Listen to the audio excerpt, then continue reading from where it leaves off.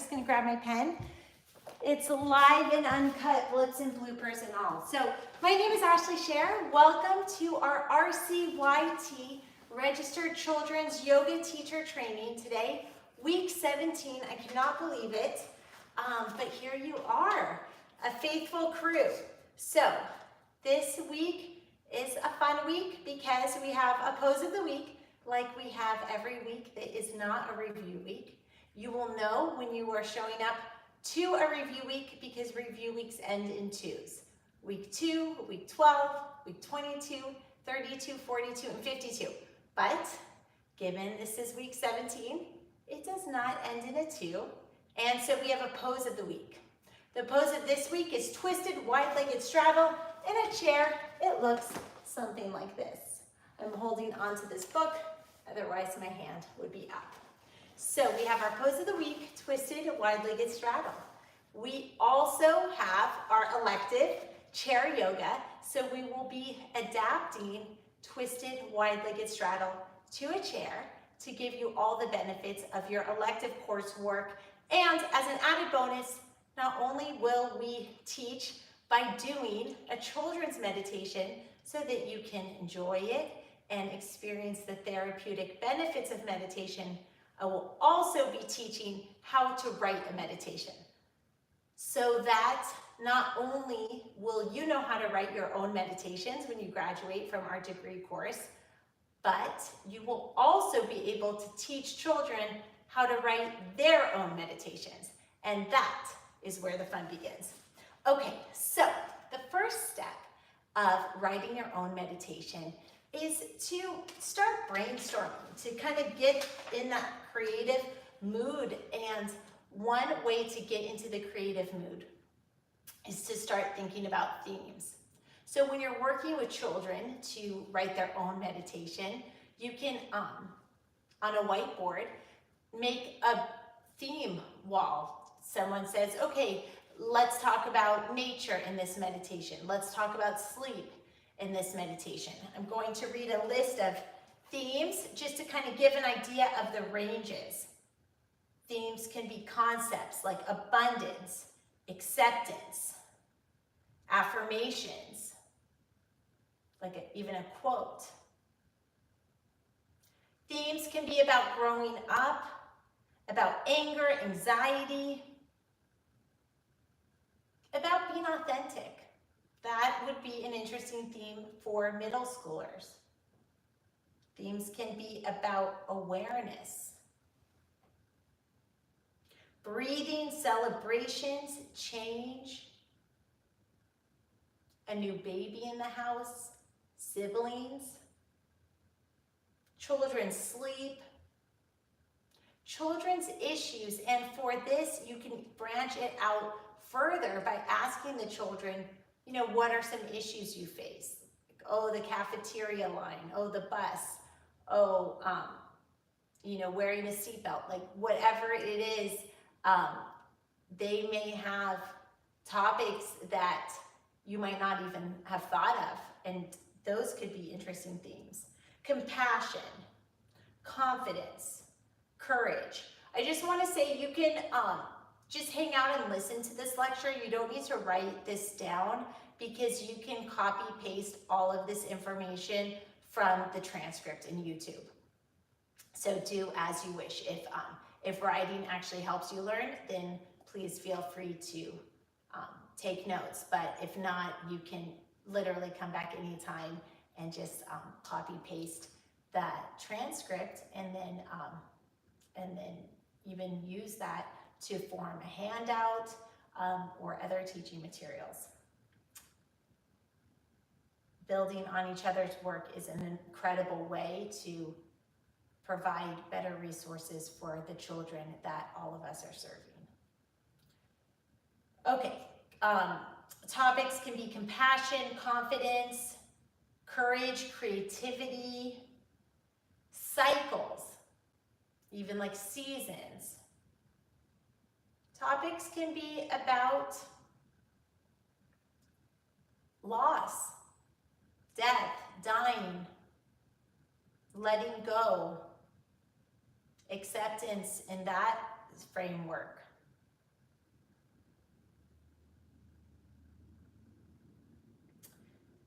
It could be devotional topics, or kids love to do odes, like poems that are odes, like Ode to My Old Smelly Shoe. It also could be fun and funny. You know, there's no rule that yoga has to be so serious, and maybe there's a rule that it shouldn't be so serious with kids. Themes can be about feelings, like having not such a good day, or feeling really good but not having someone to share it with. Themes can also have to do with the time of day you're proposing the meditation. For example, like an evening meditation or morning meditation, before a meal meditation, like maybe a gratitude meditation before eating, or a meditation after eating. So you can think of the meditation theme when you are going to write a meditation. You can think of that theme in terms of how will this meditation be used, and will the context that the meditation will be used in, should that be a theme?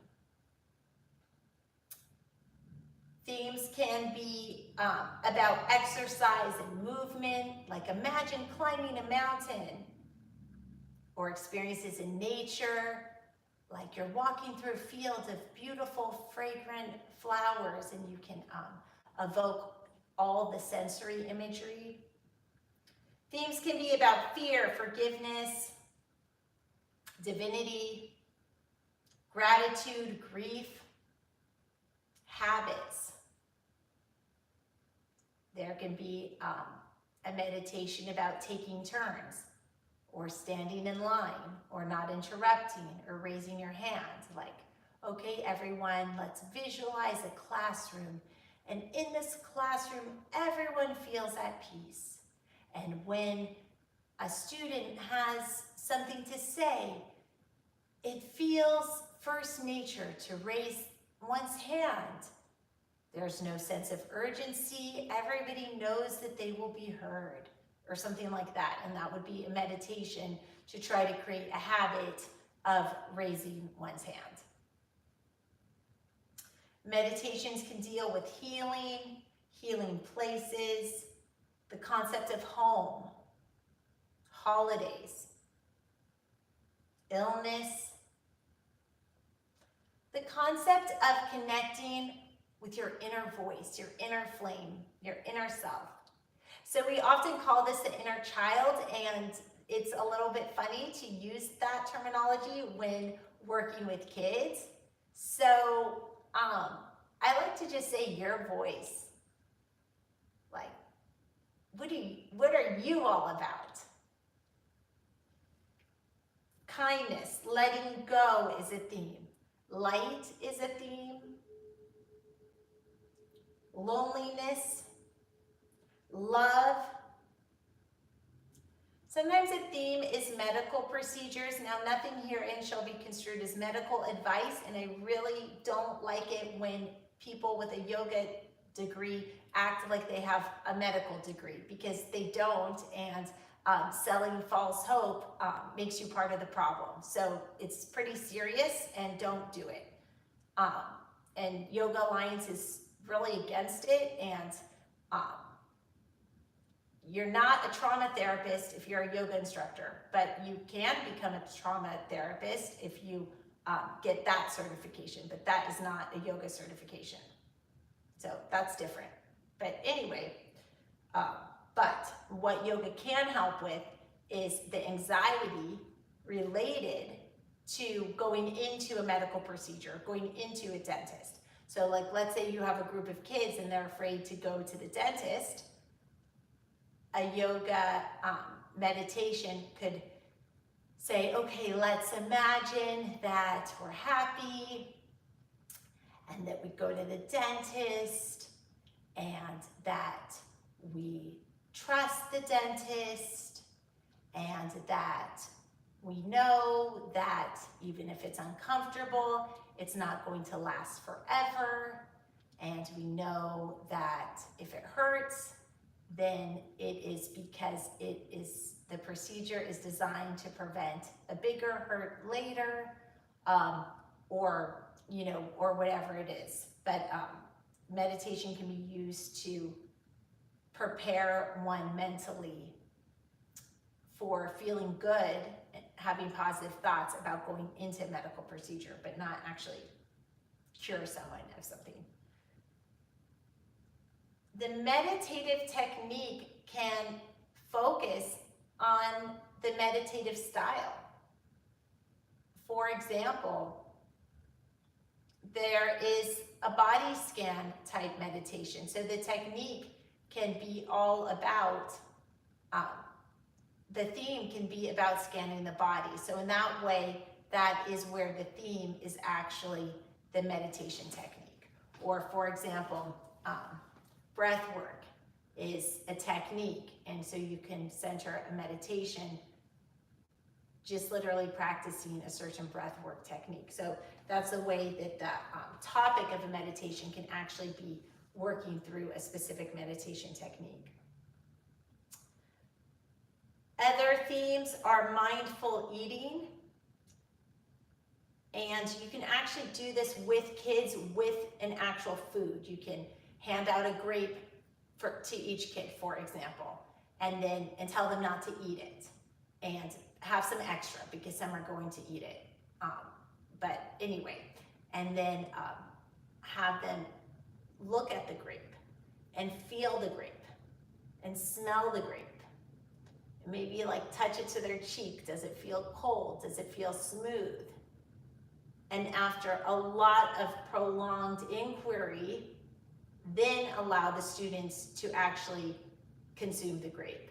And that is what we call mindful eating, and it basically brings awareness to the food. Sometimes we eat things we don't even know what we've eaten, and half the pizza's gone. Or maybe I'm just talking about me, so the truth comes out live and uncut, uncensored. So the idea is that by doing a mindful eating practice, you can teach children so much about the foods that they eat and introduce the concept of conscious eating to them at a really young age, and that can also help with child obesity and so forth. You can use the ideas of astronomy, the moon, the sun, the planets, the earth as a theme in meditation. We talked about the time of day could be a theme, such as morning meditation, dawn. Meditation can be themed about an action, opening up to possibilities, closing a door, setting boundaries. A theme could be how to deal with common human circumstances such as pain, panic. A theme could be about relationships, parents, I mentioned before, siblings. The theme could be about ideals, peace, presence. You can incorporate the theme of release in a meditation with children that's coupled with movement. And as they exhale, they can stretch and they really can feel that mind-body release. That is amazing for kids because there's so much anxiety. They live in a world where literally they can control nothing and they're told that everything they do is wrong, and there's no higher authority that they can go to because the higher authority can do whatever they want. I mean, really, people say, oh, I wish I was a kid. I don't think people really, I mean, like, really think about how much control your child has, or the children you work with have over their life. And think about all the little everyday decisions that you can make. I'll just break into an aside right now, but when we started ShareLove.Fund and we had teenagers serving and training to teach the yoga course curriculum to incarcerated women, people said, that's an odd match, high school kids and incarcerated women. And I was like, both of these groups are in custodial situations and they actually identify with each other a lot. So being a youth is being incarcerated. It's just something to think about. So exploring through meditation for both of these populations gives both our youth and our incarcerated women a pathway of something that they can control. They can control their breath. They can count on the ground and hard surface beneath them. They're not free falling into space. And that's really about the two things that they can control. As adults, we can control our timing, and in a custodial situation or for children, they actually can't really control their timing. They're told when to sit and stand. So it's something that all of us taking this teacher training course should really feel grateful for. Okay, other themes. Routines, brushing your teeth, getting ready in the morning. This is wonderful for preschoolers because the meditation can reinforce maybe something you want in the classroom, like coming in, writing your name on the name tag and hanging up your jacket. We talked about quotes. In a religious setting, the theme of a meditation could be a religious text. A theme of a meditation can be sort of the milestones in one's life. So one game that I love to play with kids, it's called college. And so basically we'll do different physical activities on the yoga mat, and we'll say, okay, we'll jump from side to side, and 5 jumps from side to side, now we're in first grade. And then we'll do like 5 lunges, and 5 lunges, then we're in second grade, and so forth. And then if the children can keep up, then they've made it all the way to college, and they're so excited. So a theme of a meditation, just as if you could do a guided imagery, walking someone through the seasons, like you're walking through a field and you see the snow, and then you see the snow melt and the birds chirp and the squirrels come, just as one can be guided through the changing seasons through a visual guided imagery of a changing landscape, from a snowy landscape to a spring and fall and summer landscape. So too can you guide a child through the theme of life changes or milestones in a meditation, such as the example that I gave, but it was more of a physical challenge, but of going to college, so it could be like you are breathing and you are very excited for your first day of kindergarten, and you learn what you learn, and you graduate and you go to first grade, and you make new friends, and then you get to go to the big building upstairs for second grade, and so forth. And this is a way to help children visualize a bright future for themselves, because they've already been to college now in their mind through your mental exercise. So they're less likely to say, oh no, college is not for me, because they've actually been meditating on it for a while. Okay, moving forward. Self-love. Teaching children at a young age that they can literally just say the words, I love myself. I mean, that was mind-blowing to me. I learned that in my 40s. I had no idea that that didn't make someone arrogant or something, that you could actually say, I love myself, and that's like considered normal. I had heard the concept self-love forever. I'd been in the yoga world for over 30 years. As a child, I had the good fortune of being part of a yoga family and taking yoga, alongside ballet, like ever since, before I was in the double digits, but I never knew that like self-love, it actually meant that you can say to yourself, I love you in your name. Anyways, really powerful. I've said that to my own kids. They look at me like I'm crazy, so I don't know if it's just works on the 40 plus group or if it actually does work on kids. I would love to know your experience of self-love on kids. So please feel free to share in the comments, or better yet, to share in the teachable classroom space, because I'm more likely to check that than the YouTube.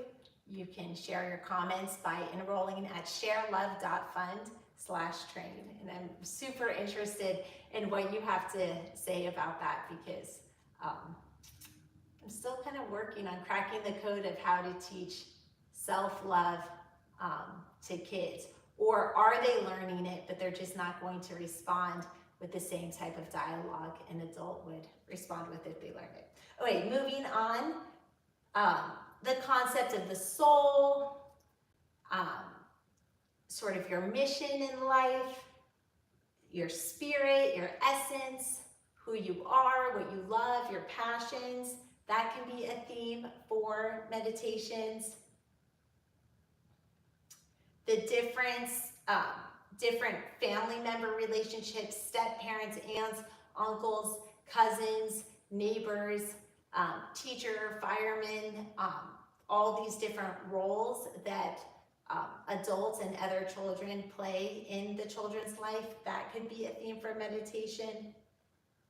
Stillness can be a theme for meditation, and you can use the metaphor of a visual guided imagery of a lake, ever so still, and really describe a still lake or a still forest setting with such particularity that it will help guide the children into a state of stillness.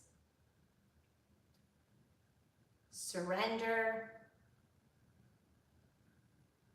transformation, this kind of goes along with growing up, trust, and also dealing with uncertainty. There is a wonderful book called Wilma Jean Worry Machine for kids, and it talks about how to separate things you can control versus things you can't control. And in this book, it uses the common technique to imagine placing all the things that you're worried about that you cannot control into a worry hat, and let somebody else wear that hat, and then just to focus on the things you can control. And so I think that teaching children from a really young age how to deal with uncertainty, that they don't need to take the weight of the entire world on their shoulders, and some of their worries about some uncertainties are out of their control, and kind of teaching them how to make peace with that. Because once children learn that super powerful tool, they will have so much more capacity for the things that they actually can do to make the world a better place. Okay, so moving on. I know this teacher training is a bit dense, but it's really good stuff to empower kids to know how to write a meditation, and it's also really empowering for you to know how to write a meditation. So those are the themes. So that's what it really starts with. The meditation is a creative process, and so you really want to start with a good old brainstorm on the themes. So once you have an idea of the theme that you want to do a meditation on, like let's say you want to do a meditation on a nature experience, like a hike, then your next step is to create an introduction. This would include naming an intention for the meditation. For example, in this meditation, we will be exploring your connection with nature. And first, we will begin by relaxing the body with a guided imagery of a mountain hike or something like that. The introduction it basically tells folks, it helps the busy mind settle into the meditation. Like, okay, so here I'm going to relax thinking about nature. Induction. Induction is guiding the listener through the process of reorientating from external stimuli to internal focus. So this is kind of when we say like, close your eyes. Closing eyes is a huge, huge, huge help for kids to draw their focus inward. For adults, especially in our custodial women's group, we don't require eyes closed because this is a group of women that are pretty nervous and kind of like sleep with one eye open. But for kids, they're generally more trusting, and closing eyes basically shuts out one area of sensory stimuli, their visual intake, and by closing their eyes, they're more able to turn on their auditory sense and actually listen to the meditation. That helps them focus. Also, when their eyes are open, they see this kid in the class or that kid in the class not focusing, and then it's like contagious. Their rambunctiousness is contagious. So for example, for induction, you could say, become aware of the sounds outside and the sounds in the room, and let any sounds that you hear from now on just relax you even more. I love that example because it also reminds me of a wonderful guiding principle that circumstances are just circumstances, they're neutral. It's us and our thoughts that make them good or bad. So let's say there is a sound of a car alarm. Well, this meditation says, and let those sounds relax you further. It's like, okay, now we have the car alarm working for us. So I think that that's a great life lesson in general. Don't try to control the ocean, learn how to surf. Okay, moving on. Bringing attention to breath awareness is the next part of the meditation that you'll write. So first you think of your theme, then you have an introduction, like this meditation is about a mountain hike. Then you have your induction, which draws the listener inward. So basically saying like, you may hear sounds, but let them relax you deeper. And then now we bring our attention to the breath. When we focus on our breath, we can focus on the present moment. The breath as an object of awareness in meditation is effective because breathing is our constant companion as long as we live. Deep breathing activates our nervous system, which then activates the relaxation response. Going on, the next part of the meditation is the body relaxation component. So we are going through this because if you choose to write a meditation, you'll want to write it in these parts. If you choose to teach the children you work with to write a meditation, you can create a worksheet with these parts and blanks, and then that worksheet or that template makes it easier for the kids to do it. So body relaxation, for this you can start with, let's relax our toes and feet, and you can start with the feet and move upwards, much like a body scan. Then the next part of the meditation that you want to write is if you are doing a visual imagery, then now is when you start the visual imagery part. So it's just interesting because when you think, oh, I'm going to write a meditation about a hike, you don't just start describing the flowers. First, you have to think about your theme, but then you have to introduce it. This is a meditation about a hike.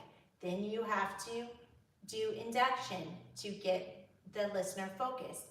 All the sounds you hear, let them relax you further. Then you have to bring their attention to their breath.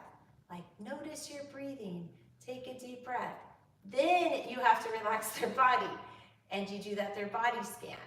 Notice your feet are tired and so forth. And then after all of that, that's when you get into your imagery. Why?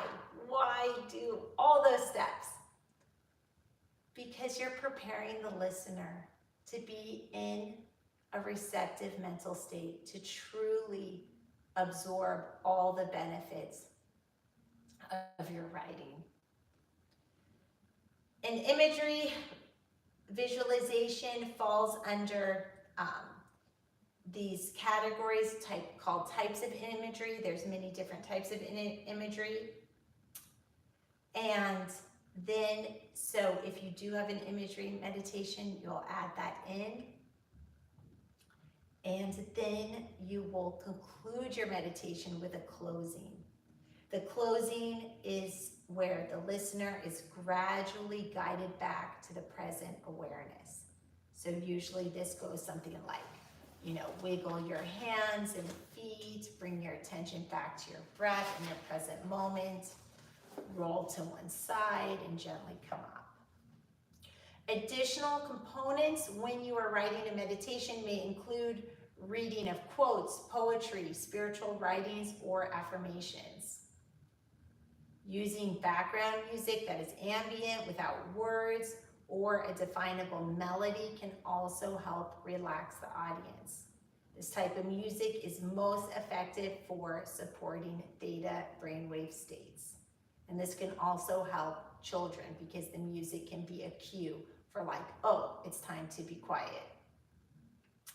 Like sometimes in pure silence, then any little sound of another child fidgeting kind of gets them all out of the meditation. But when there's some kind of music, it kind of can keep that relaxed, tranquil state among the group. If you, nature sounds can also be very effective. And just if you are publishing your audio, just be really careful about copyrights and make sure that you don't use copyright material.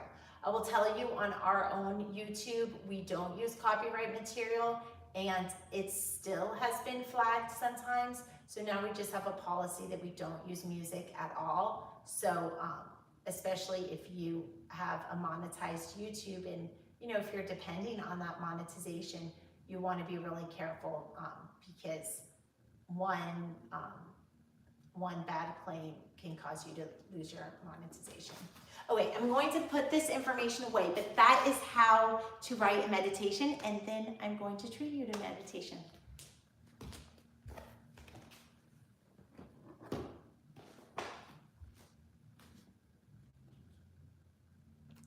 So please get in a comfortable position to enjoy a meditation. If you want a blanket or something around you.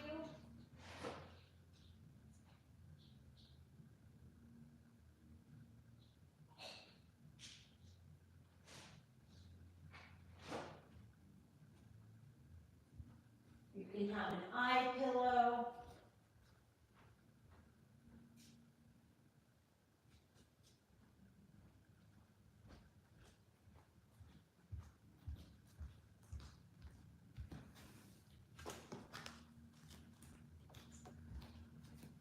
A glass of water. I'm always advocating drinking.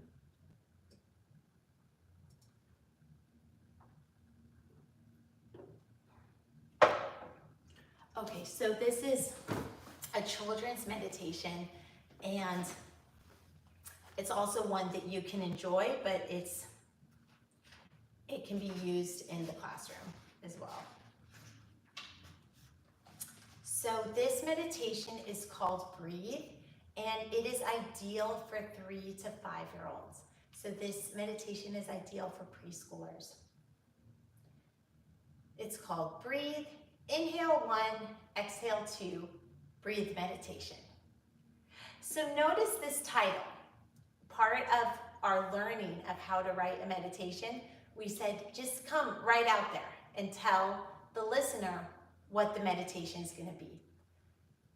That's important because in order to relax, we're more relaxed when we have certainty. We're more relaxed when we know what's coming. So by titling your meditation something that's not so creative, but just clear, like this meditation is called Inhale 1, Exhale 2, Breathe Meditation. It's like, okay, that's not mysterious in any way. I guess I feel comfortable to relax. This meditation fosters concentration and focus while promoting breath awareness and relaxation. It can be done while seated or laying down.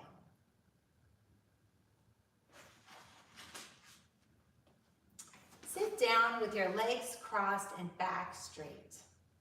If you're in a chair and your feet are firmly planted on the floor, that works too. If you're in a chair and you can't reach the floor, I recommend stepping on a block or a stool. Relax your body and gently close your eyes.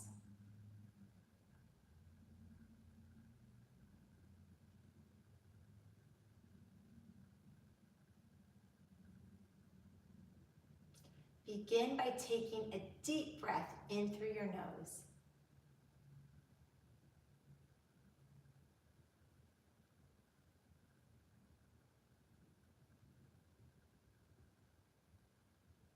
Open your mouth and sigh out.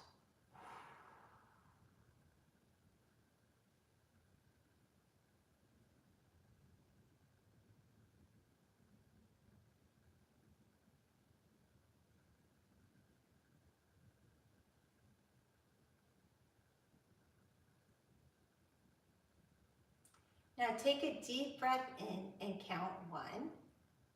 Breathe out, count 2.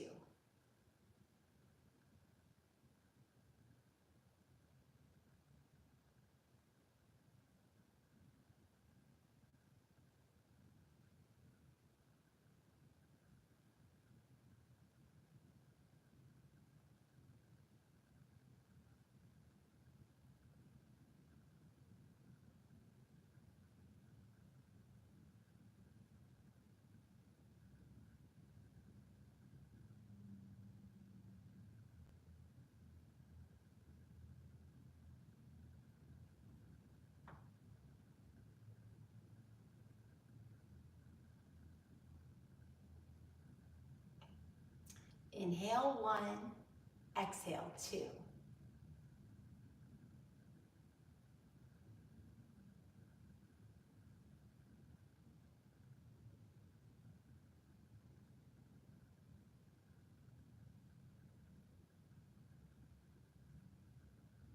Inhale 1 and exhale 2.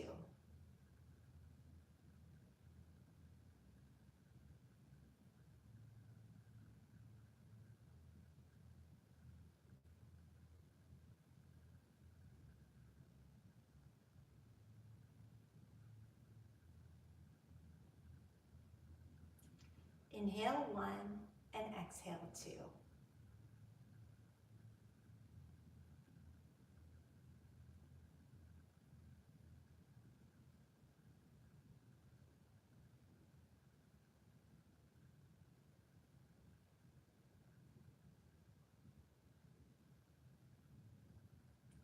Inhale 1, and you guessed it, exhale 2.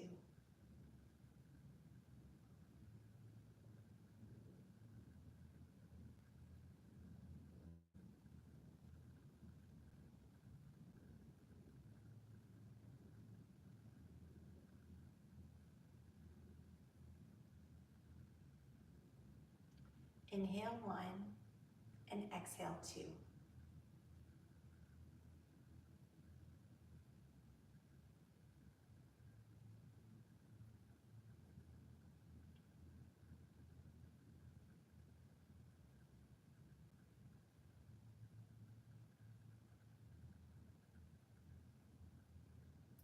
Inhale 1 and exhale 2.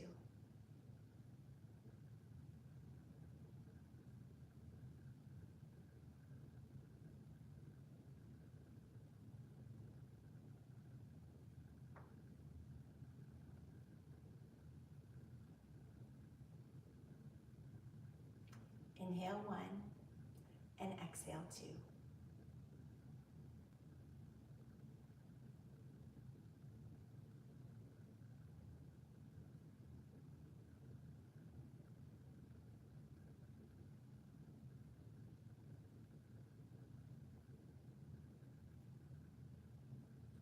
Inhale 1 and exhale 2. Then we can conclude that meditation by doing a closing remark as we learned in the designing of a meditation. And the closing remark can say, bring your attention back to your breath in the present moment. Wiggle your fingers and wiggle your toes. If you're laying down, come up to a comfortable seated position. How do you feel?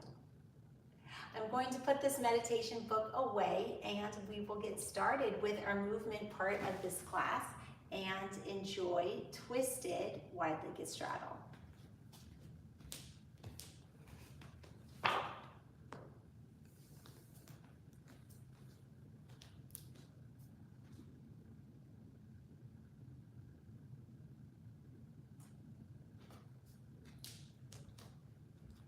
Okay, so for chair yoga, let us start with some cat-cows, warming up the spine.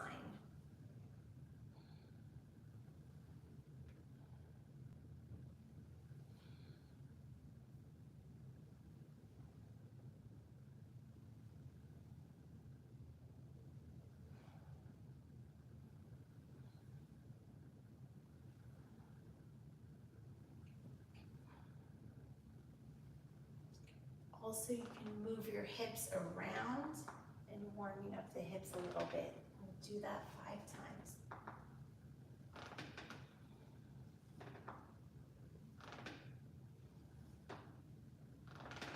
And on the other side, you can combine this with arm circles. Bring one arm across the side body and get a nice shoulder stretch, patting yourself on the back. Exhale, stretch out your arms. Bring your other arm around to the other side body. Give yourself a pat on the back. Wide-legged straddle. Inhale, arms up. Exhale, forward fold. Place one hand in front of you and twist. Twisted wide-legged straddle. Exhale, hands both in front of you and bring it to the other side. Twisted wide-legged straddle. I'm going to give folks a moment to come up with their own routines of chair yoga now that you have pose of the week for week 17, twisted wide-legged straddle. How might you incorporate that in a chair yoga setting? Maybe warrior 1, to straddle, to twisted wide-legged straddle on each side, to warrior 1 on the other side, to goddess pose perhaps. Have some fun with it. Come up with your routines and please feel free to share them. Let's reconvene in about 15 minutes.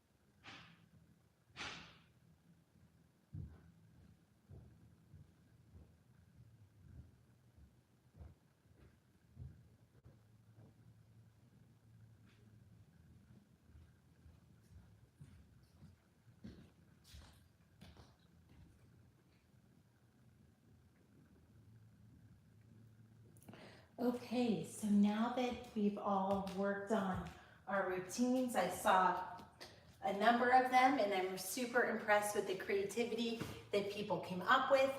Some students were using the chair for balancing. Some students were designing routines for limited mobility. So for twisted straddle, they weren't even straddling at all, but just twisting. And that is a wonderful variation for twisted wide-legged straddle. Other students were using as if the range of motion is restricted, but not the actual physical body.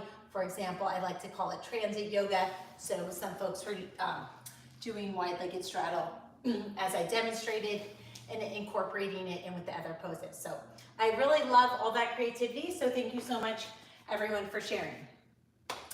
Now your reward. So let us get into Savasana. We talked about 3 ways we could do Savasana in a chair. So this class you get to choose.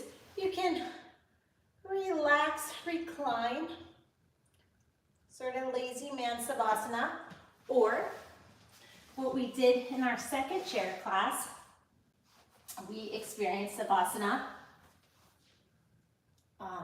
with our knees abutting the chair. And in our most recent chair class, here I'm gonna try to scooch it up a little bit. We put the ankles on the chair, and this way is my preferred way because you get the benefits of an inversion. So I invite you to choose how you would like your Savasana, whether it's an inversion like I am, or another way. You don't have to use the chair for Savasana. It is a chair yoga class, but it's more about introducing concepts of chair yoga for you to use as you employ your RCYT, Registered Children's Yoga Teaching degree. I will excuse myself and work the room and answer any questions and comments while you are in Savasana. For those of you choosing to rest and not comment, that is wonderful, you deserve it. And I will cue you out of Savasana. So you do not need to worry about falling asleep. I will cue you out of it. Enjoy.